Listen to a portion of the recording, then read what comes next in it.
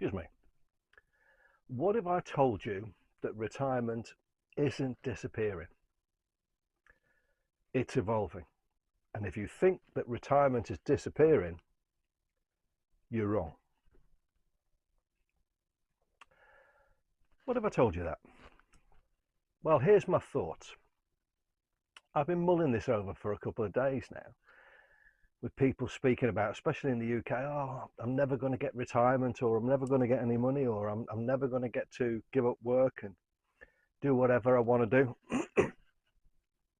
And it crossed my mind that although there are some people like that, and there are some people who've been absolutely screwed by the state and are going to find it quite difficult in later years, most people, if they think retirement is disappearing, what they're actually thinking about is they're not going to get the retirement their parents got or their grandparents got, which effectively in the UK was, you work 40, 45 years, you're retired at 60, 65, you're sat into lip stall there. I hope YouTube doesn't ban that, because I didn't mean that.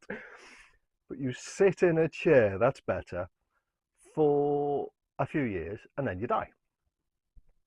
And that was it, basically. That was your reward. And for some strange reason, people want that. Or they'll say, I want to retire and travel the world, but I won't have enough money. Well, okay. But that was the way anyway. I mean, think when we were hunter-gatherers. Run this through your mind. Was there retirement? In Cambodia, where I've just come back from, there's no real retirement that you see. So, for example, a family-run business, the old matriarch might be outside brushing the pavement, or she's by the till watching, the money come in and all that kind of thing. She's not carrying bags of ice anymore. She's not carrying plates of food anymore. Everybody works together. The family works together.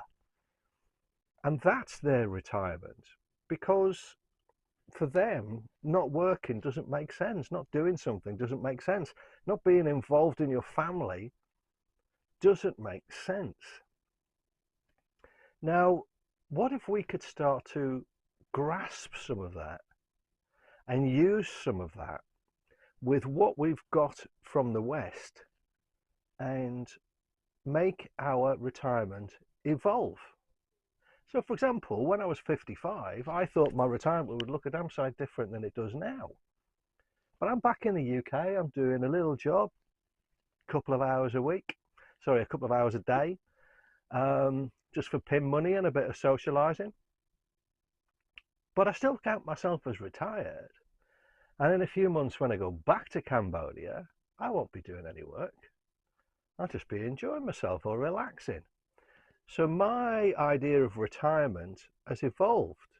Because here's another point. I actually thought I'd be back in a van or a caravan. By the way, I'm back at the river spot. Do you like it? I'd be in a van or a caravan traveling around the UK until it was all over. And I've done that before, but it didn't happen. It evolved. So if you've got this worry of coming up, and I'm talking about people who are, let's say 10 years younger than me. I'm in my early 60s. Is your retirement is not disappearing. You need to think this through, because it will take a weight off your shoulders. It's evolving, and you can evolve it by observing others. Like, for example, when I went to Cambodia and observe how they're doing, and I'm thinking, how can I apply that to me with the things that I can add? So, for example, I don't have a lot of finances, but compared to the average Cambodian family, I do. So you can live in their world and live very well, and also help out. Retirement is evolving. And if you've got one set idea of how your retirement's going to go, sorry to tell you straight, but you're deluding yourself, because next year it may be completely different. And the year after that, it may be completely different. I'm going to wrap up with this. There's a book called Walden, and I recommend that you read it. I think it was written in 1854. And it's by a guy called Henry David Thoreau. Fantastic book. The overall thing is that he's trying to show you that necessity in life is expendable. And how I would describe that is you have to be able to sit and do nothing. Why? That idea is expendable. I have to have a house. Do you? I have to live in the country I was born in. Do you? All these necessities that you think you need. Do you? I need $250,000 to retire. Do you? Read Walden. It might just change your perception on your upcoming retirement.